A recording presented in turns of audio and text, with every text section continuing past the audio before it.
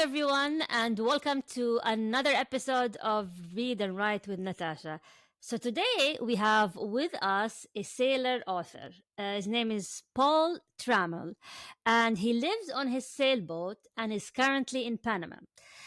He wrote a number of fiction and nonfiction books. His latest book is a thriller called Until They Bury Me.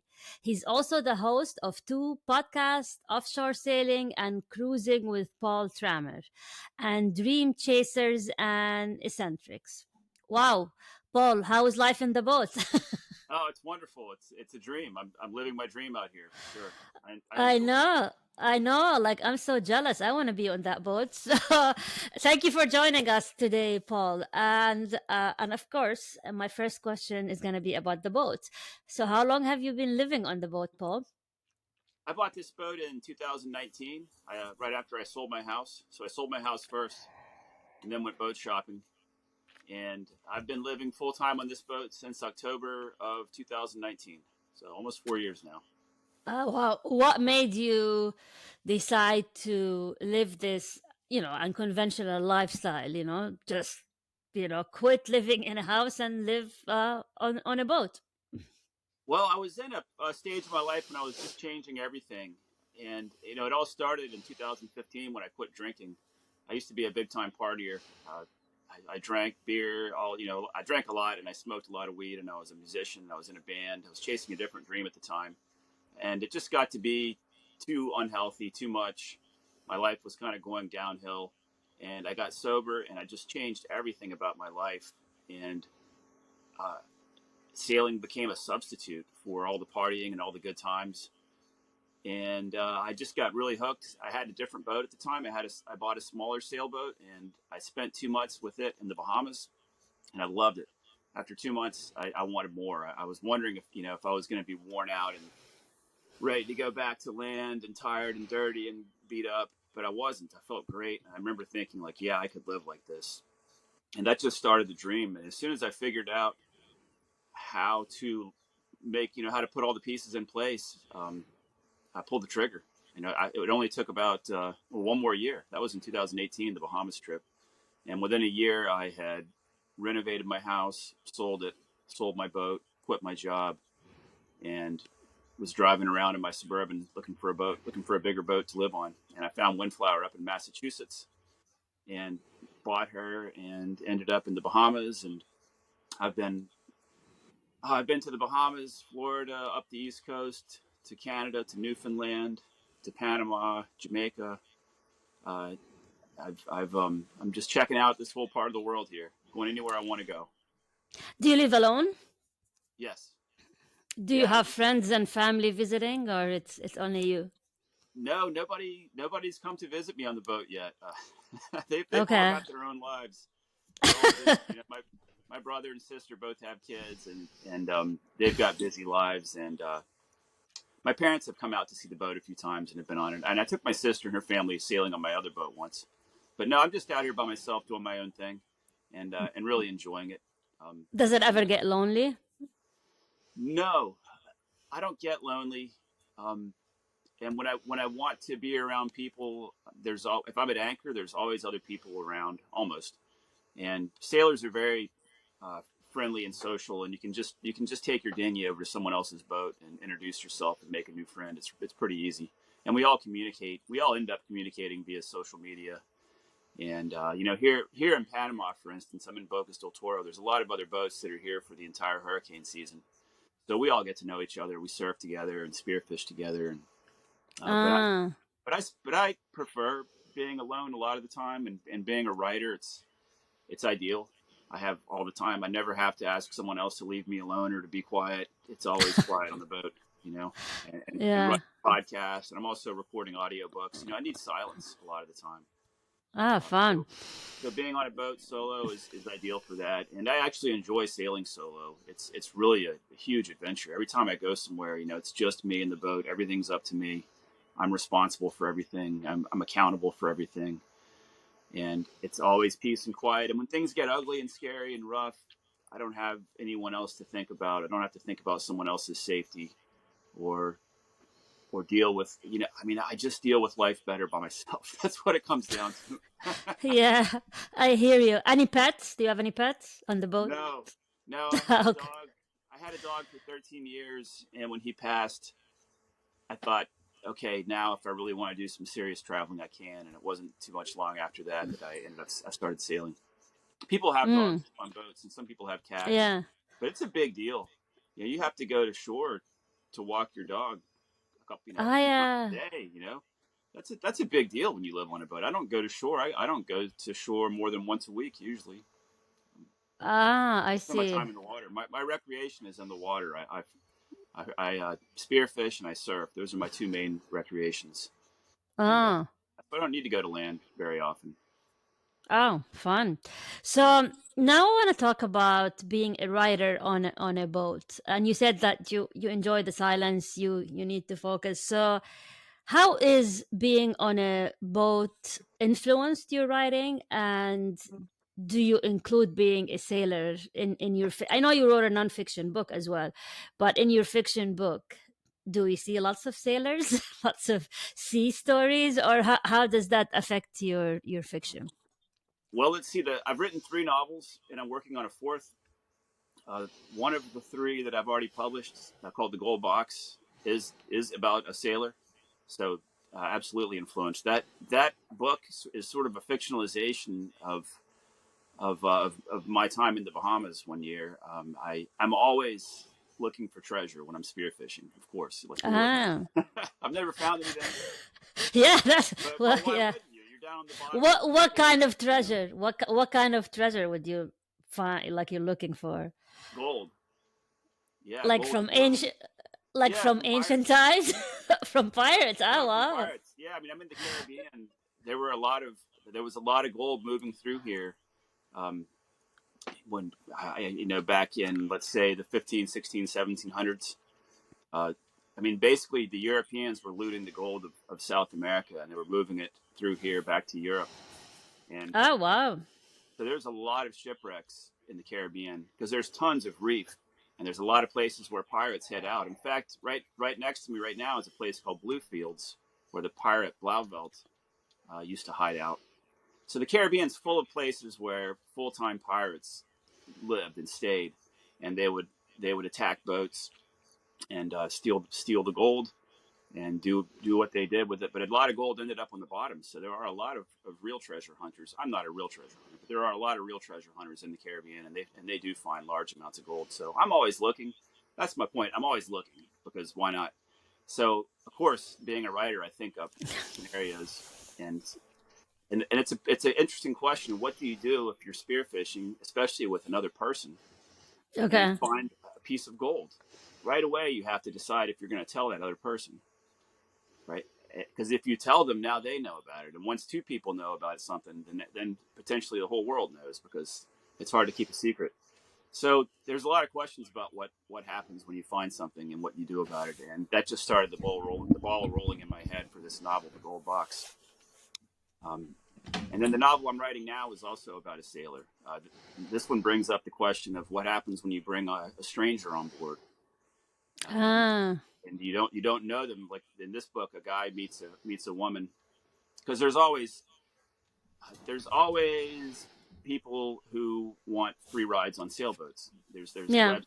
websites for that, sailboat hitchhikers, and there's lots. I mean, I did it too. Ah. When I was learning how to sail, I did Okay. that. So I took a ride on a boat from St. Lucia to Puerto Rico, and I recently had a woman on board who was just wanting to travel and learn how to sail. So that got me thinking, what happens if that goes bad? You know, and so that's Murder. yeah, murder. That's Exactly. murder on a boat is always very cool because I mean, it's like you can like always dump the body in the water and nobody would find out, like nobody would find Dexter. out. Yeah, exactly, exactly. Yeah, And exactly. the thing about man and a woman on a boat is you're trapped. You're stuck. You're stuck together. There's nowhere to go. Mm. You can't just walk away. When you're on land, if you're in a bad date, you can just leave. Or if you're even in a bad relationship that you live together, you can get in your car at any point and drive away. At least be separated or go walk. I mean, whatever. You can separate yourself from the person. You can't do that on a boat. You kill each other. That's what happens on a That's what boat. happens. Yeah, somebody's going to Yeah. end up in the water, right? Yeah. Yeah. So I That's a hope good it's not story. inspired by real events. Yeah. It's inspired by real events, but not the murder part. No. Okay. The funny thing is, when I had this woman on, I had a woman on board last winter in the Bahamas, and my Okay. mother asked me to send her photographs of myself daily. And I thought, what's up with this? Why does she want to see a picture of me every day? She must be worried about my happiness. That's what I thought. So I talked to my father, and he said, "Oh no, Paul, it's not. She's not worried about your happiness. She's worried this woman's going to kill you and throw you overboard." Well, mother's instinct, you know. Yeah, and then she took it one step further. She was afraid that this woman was going to start texting, like responding to texts as if she was me. So she Okay. wanted photos. Oh wow. So You, that got me thinking, well, that's a novel. That's the start of a novel, right? maybe your mother watches a lot of Dateline. I mean, I watch a lot Something. of Dateline Yeah, because these something are makes me a this little is paranoid. Yeah. yeah, yeah. Yeah, so Oh that's the wow. premise for the book I'm working on now. The working title for that one is Identity Crisis. Um, Oh wow. yeah. That's very cool. That's very cool. So what was the craziest thing you've ever encountered, while you're living on the boat, and did it make it in your books? Like the craziest story. Like you Um, saw, I don't know, a shark, a whale, I don't know, a pirate, something crazy. well, gosh, a couple of things come to mind. I mean, the craziest thing that happened to me was, and it did make it into my book, Journey to the Ragged Islands. That's the Okay. story about my first trip to the Bahamas in my smaller Okay. sailboat when I was brand new to sailing, and I had a few near death experiences on that trip. But Oh. what happened on this one was I didn't have a dinghy on that boat. I just had a 12-foot surfboard and a kayak Okay. paddle.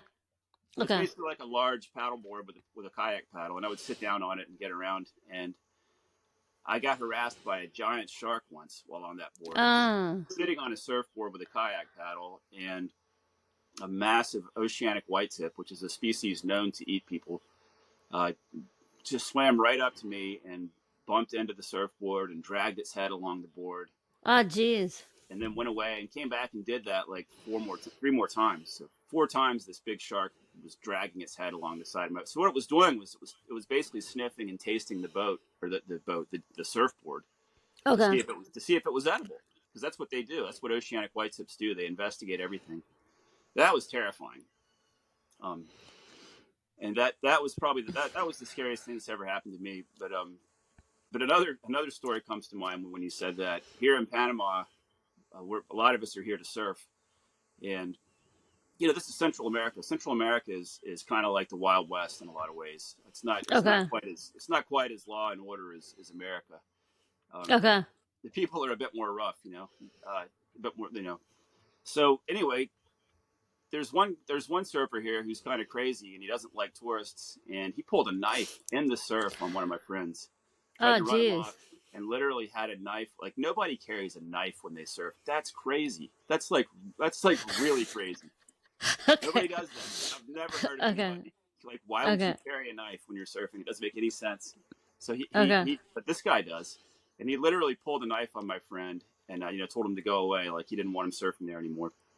And then I find out that character has actually stabbed somebody in the surf. Oh. Another local told me, "Oh yeah, that guy's been to prison for homicide, and he's crazy, and he actually has stabbed someone before."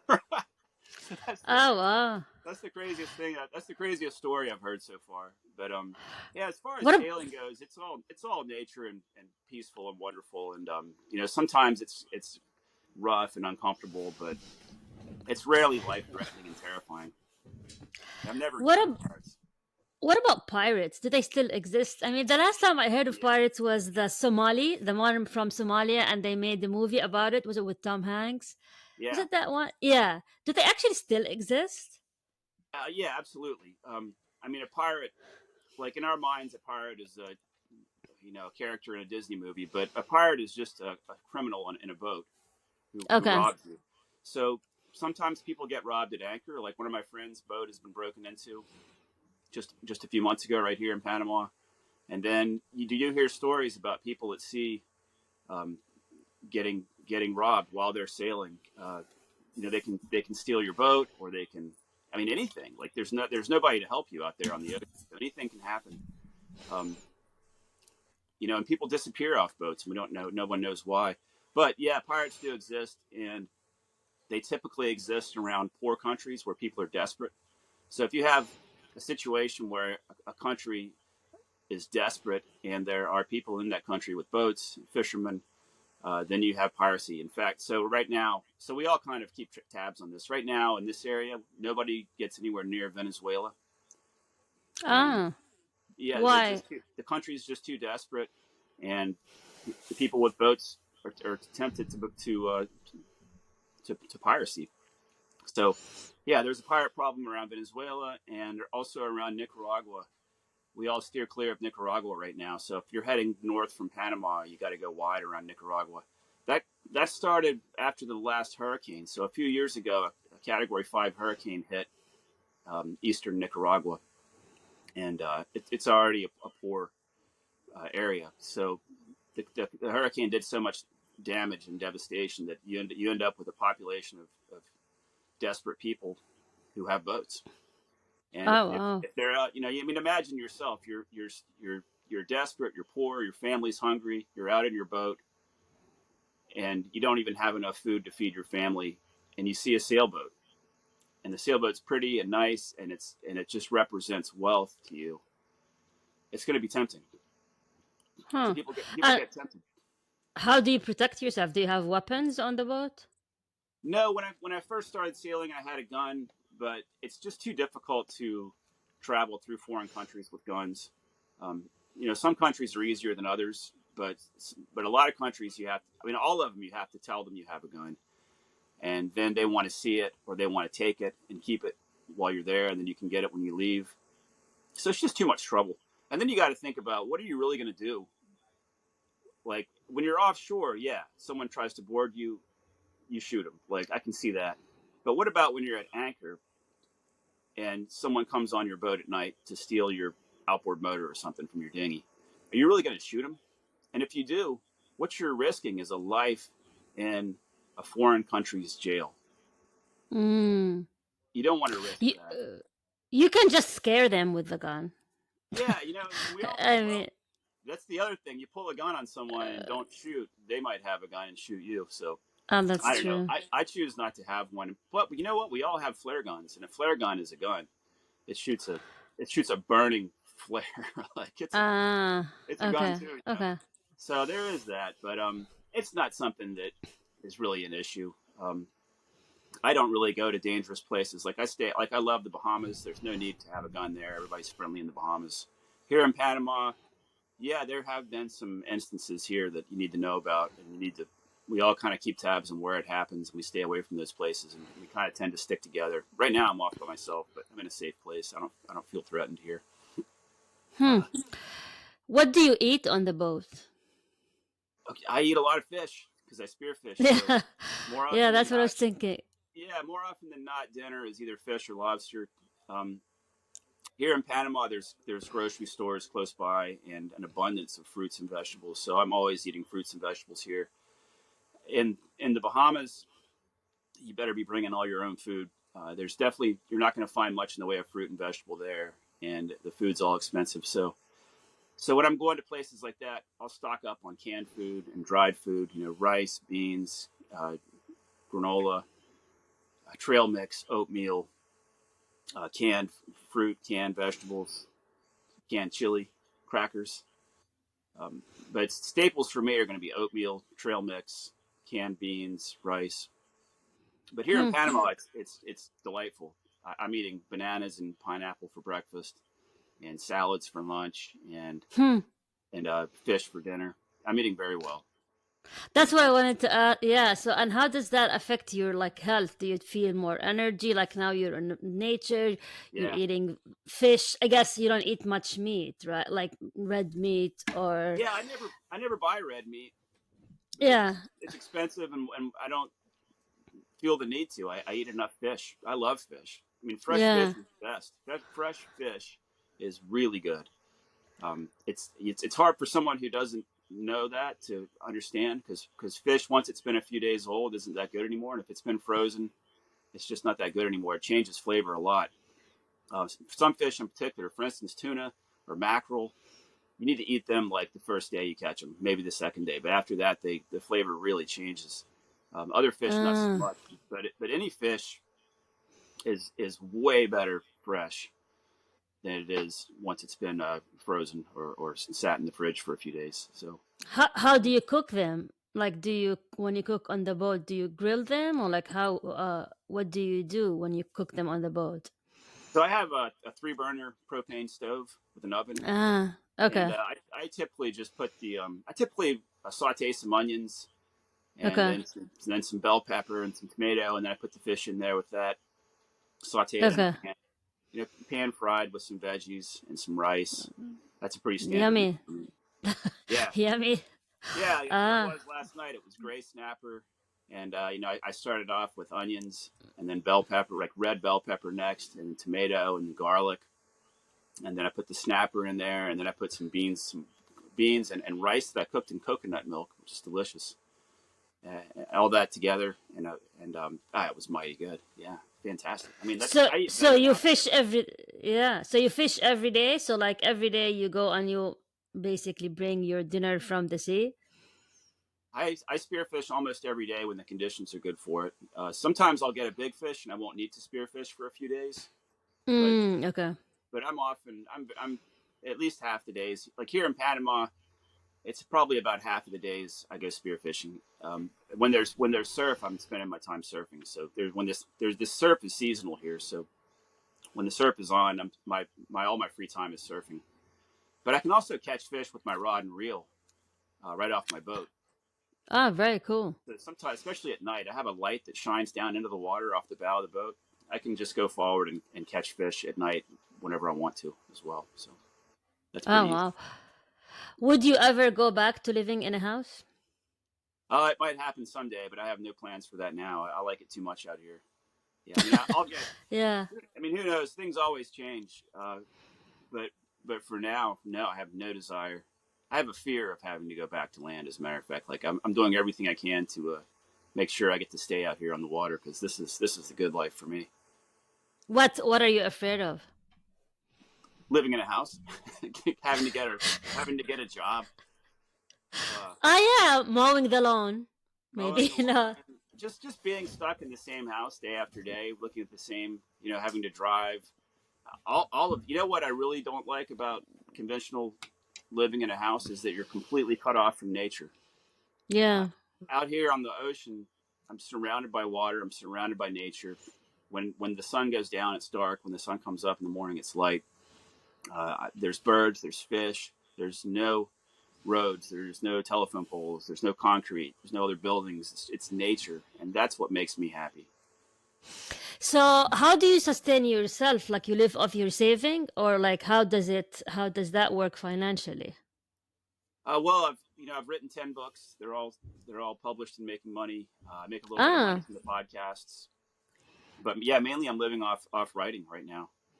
Ah, well, that's what I really want to ask about. So, first of all, like for writers, it's really hard for them to make money off writing. So, how was your publishing journey?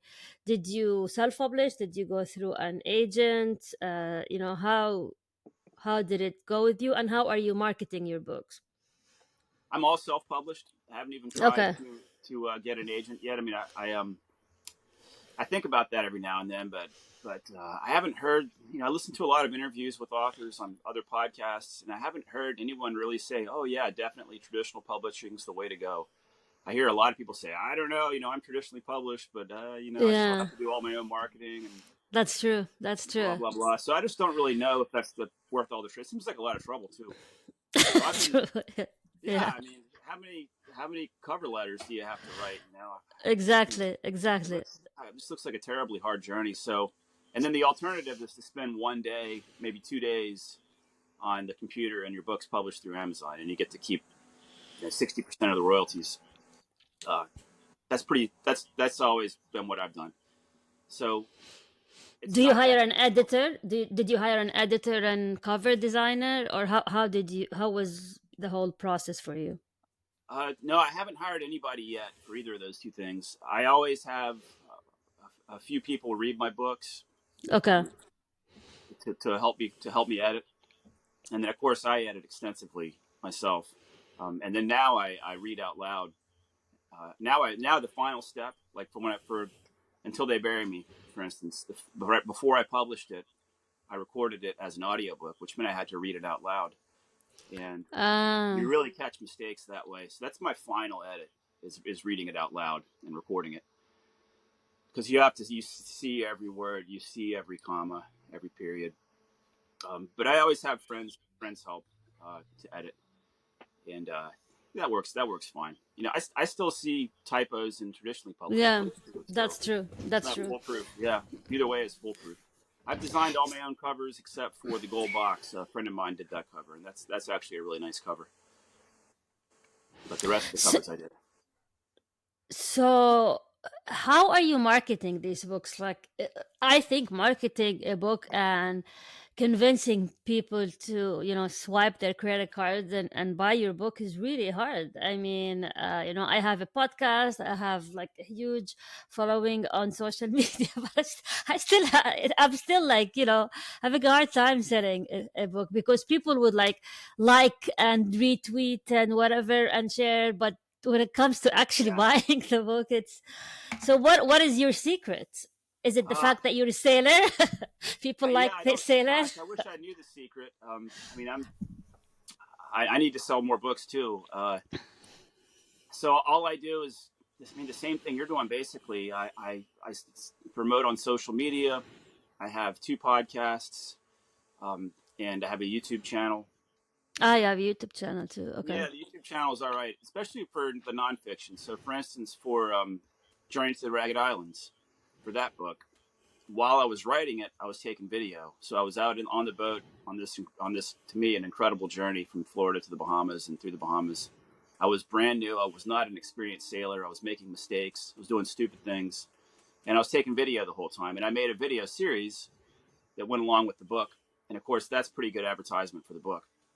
Yeah. Also, sailing nonfiction is easier to sell, at least for me, than novels. Like novels, I find very difficult to sell. Um, but Ah. with sailing nonfiction, you've got an audience that's hungry for information, and you've got an audience that's educated, intelligent people that have money. And they're not afraid to buy a book. People who want to sail offshore are readers. We're all book readers. All of us are, and we're all hungry for more information because we all want, like, you need a ton of information in your head to take a sailboat offshore and feel confident doing it. And one way to do that is to read sailing nonfiction.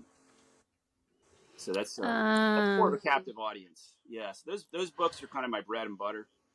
They consistently sell, but they don't sell a lot. You're never gonna get wealthy selling sailing nonfiction.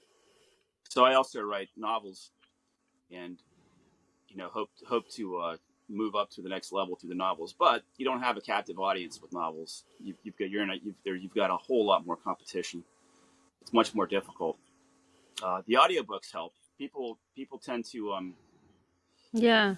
to like the audiobooks. I just started doing that, and right away I'm selling more audiobooks than print for my latest novel. Until They Bury Me, sold Oh, more wow. audiobooks than print. So how do you do it? Do you record it yourself and then you sell it to Audible? How does the process work if you're self-published author? Okay, so for an audiobook, you go to Audible, and their website is ACX, and you gotta spend a day reading and deciphering everything they tell you. It's very daunting. It's hard to figure out. You need a good microphone. I've got this Shure on a boom right here. Ah, okay. This is a good microphone. You got to have a pop filter. You got to have it on a boom like this.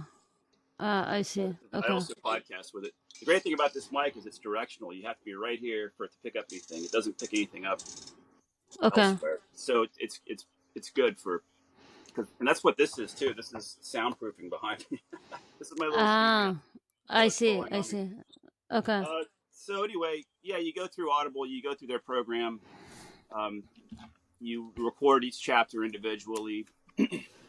Uh, they tell you if there's anything wrong with it. Usually, sometimes they don't. Sometimes you finish the whole book and then they send you an email saying, "Oh, there's a problem. There's this very vague problem with your entire book," and then you have to go and figure out what that is, and it can be really difficult. But in the past 5 months, I've recorded 4 books, and I'm on my 5th right now. So, I'm getting it done. It's a lot of work, but I'm getting it Fun. done. You can also have someone else do all that and split the money with them. There's a whole bunch of people on Audible who are offering their services. Contractors. Yeah, Yeah. contractors. What they typically want is half the royalties or cash up front or a combination of both. So I'll be, as soon as I get all my books done, I'm gonna offer my services there too for just an extra source of income. Yeah. That's a good gig. Yeah. Yeah. So Yeah. so if you have a book and you want to make an audio book and you don't want to record it, you can have somebody else do it, but you're going to be giving up Yeah. half the royalties. So I can hire a narrator and I as Yeah, well they'll and do I tell everything. that person. Yeah. Oh, Yeah, good. they'll I'll make all the probably work. do that. Yeah, Yeah, I I'll mean, why probably. not? It's another source of income. I mean, some people only listen to audiobooks. I listen to a lot of audiobooks as Yeah, well because I'm like busy with 3 kids and everything. So that's the only time I have is I listen to audiobooks while I like make dinner or whatever, walk the dog. It's yeah. especially nonfiction. I like listening to nonfiction Oh yeah, on audiobooks. Yeah. Wow. Now I really want to live on a boat. It's really nice life. It's like just yeah. eating fish and People being do it. attacked by sharks. Like, Yeah, hey, it's good living. I mean, it's also kind of like camping. Don't forget. Like yeah, I I'm love in, camping. Yeah, I'm in yeah. I'm in Panama. It's 85 degrees every day, and I don't have air conditioning, so you got to be okay with that. Or when I I went, just don't want to do the work. I just don't want to do the work. I just want to. I just want to sunbathe and read. yeah, Somebody else can do the work. Okay. but, you need to but find a so- lonely. You need to find a lonely guy on the boat yeah.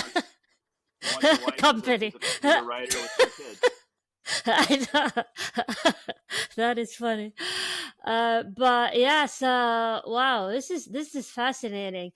Are there any other author sailors or like is your story unique? No, there's definitely other author sailors. There are, yeah. I met John Kretschmer last year when I was in Canada. He's a very accomplished author sailor and a very accomplished sailor.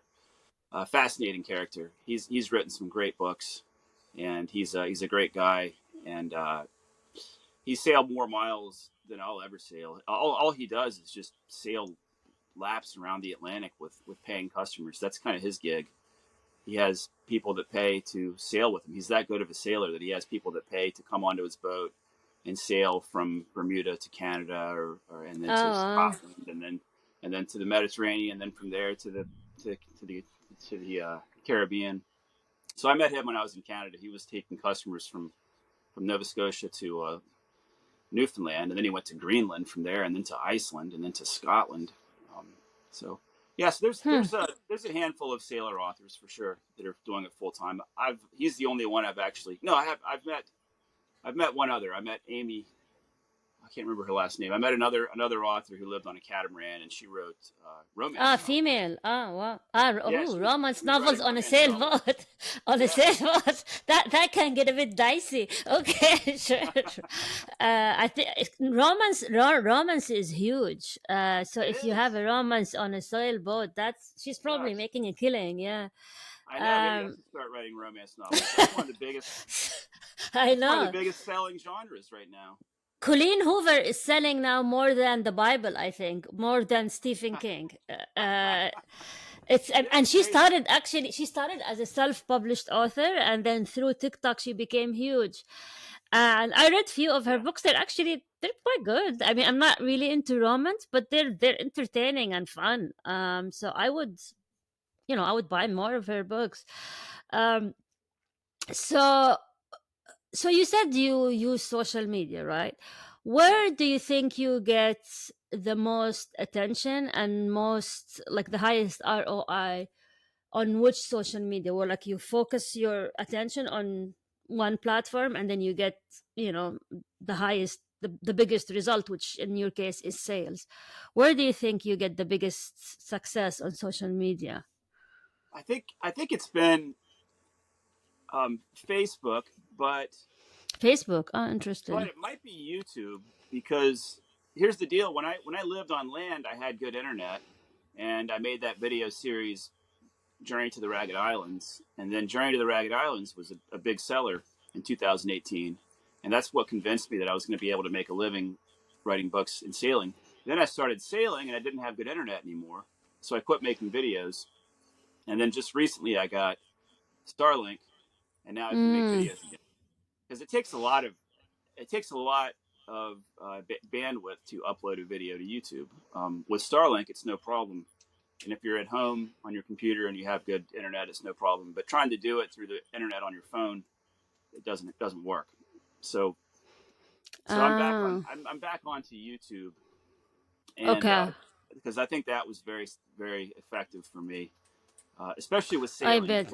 because there's a lot of people who like Videos, sailing videos. yeah. Yeah, sailing YouTube channels are hugely popular. Now Ah, with some genres, it's TikTok. For romance, it's definitely TikTok. Um, I tried TikTok for a little while and got frustrated with it and quit. But yeah, some authors say TikTok is it, but it depends on your yeah, genre. Depends on your yeah. genre. As far as I know, like romance is huge on TikTok, and there's a couple others, but Fantasy, I think. Yeah. but I don't think sailors are into TikTok. You What know. about Instagram? Yeah, With all the I picture, Instagram too for sure. with I'm on all the Instagram just as pictures. much. Yeah, Yeah, I'm on that just as much as Facebook. I'm not yeah, sure which one is better. But the thing yeah, is,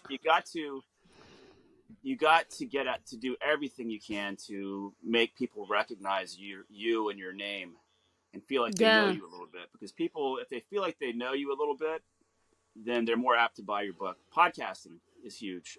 um, yeah. that's How, probably that might be the how biggest. do you make money from your podcast? Ads or Patreon. Patreon? Ah, okay. Yeah, And people actually support it they through do. Patreon. Yeah, Ah, okay. yeah. Here, try this. Go to Patreon and look up podcasts, and it'll give you the most popular podcasts that are using Patreon right away. And then you can also see how many members they have, how many patrons they have. It's Mm, astounding. It is astounding. Some of the podcasts have thousands of patrons. And if you have okay. thousands of patrons, that means each one is probably giving, at least they're probably averaging $5 a month per patron. So Mm. And that's you that's plug it in, $1,000 every month. and you plug that in the show notes, right? So you say like support me or Oh yeah, yeah. yeah, Yeah, at first I was timid about doing that, and now yeah. it just rolls out of my mouth every intro and outro. You know, Ah, you add so it to the yeah, intro and the outro. I Okay. always let people know, and then I also direct traffic to my website as much as I can, and that's where the links to Patreon are.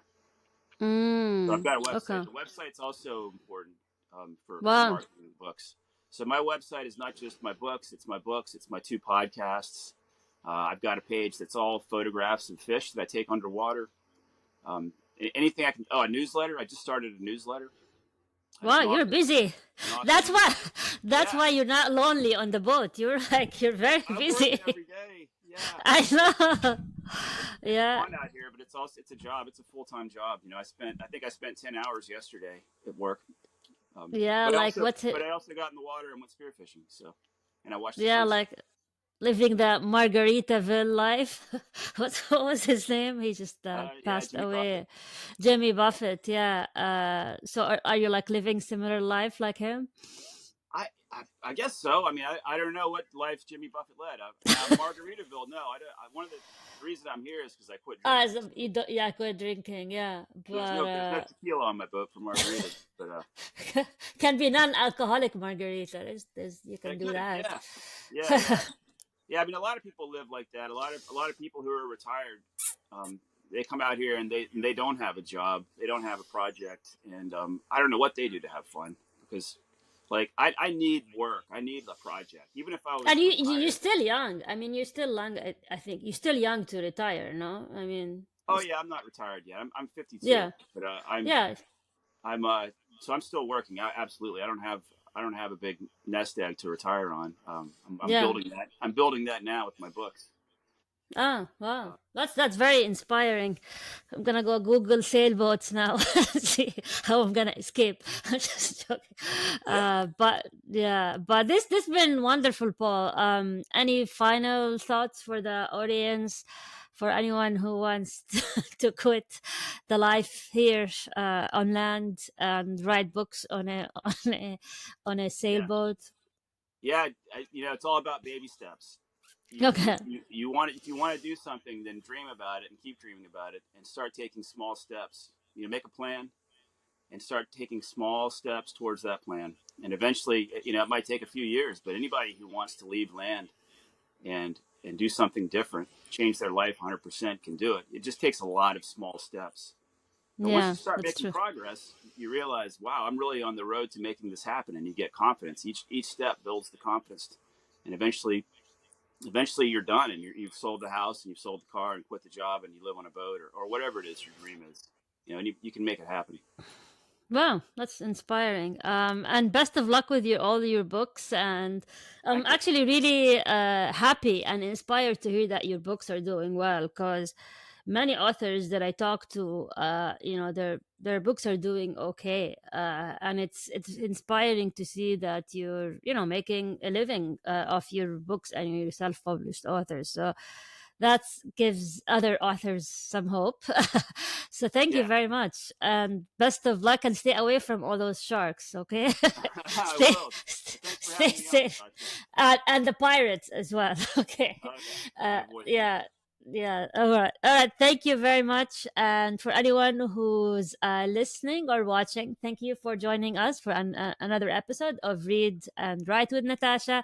And until we meet again.